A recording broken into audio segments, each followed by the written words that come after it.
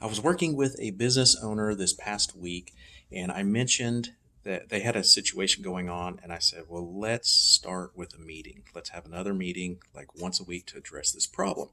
And they said, Michael, we already have 6 meetings every week. And this was before I started working with them. These were meetings that were already established before we started working together. And I said, how long are the meetings? And they said, they're an hour. And I said, well, that might be one of the problems right there why you don't, why you're asking like another meeting. Ugh. The purpose of meetings is to have an outcome, to solve a solution. Solve a problem.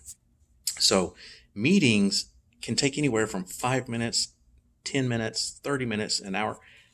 The time period of the meeting is based on what you want the outcome to be.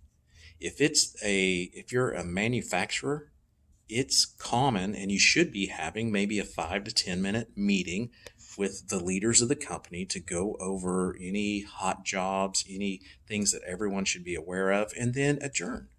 It doesn't have to be an hour meeting. It also doesn't have to be in person, especially with today's technology. It can be a Zoom on your phone. The other thing is to have an agenda. So how to have effective meetings that get results.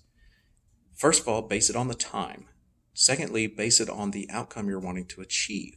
Not everyone needs a voice in a meeting. Sometimes it's just instructional, educational, compliance, things like that to share.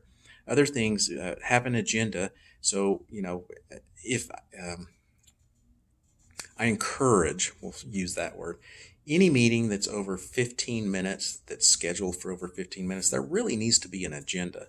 So if our meeting starts at 9, from 9 to 9:05, we make introductions. If there's people in the meeting that have been brought in, like a third party, from 9:05 to 9:10, we do this. 9:10 to 9:20, we address this. 9:20 to 9:25, we address this. 9:25 to 9:30, Q&A. Anything else is tabled for the next meeting. We only address the high level, top priority events that are going on in our business. So if you want to know more, these are very helpful tips that I learned decades ago. And every meeting that we have, some companies that we work with, they might have 10 to 15 meetings, but I promise you those are not meetings where people are like, oh, another meeting. No, these are effective meetings, and they are critical to the success of these companies to get communication. Communication is the key to any business, and if you have an effective meeting, you'll have effective communication. So, for more resources, tips, and tricks to help make your business ownership simpler, go to www.businessownershipsimplified.com.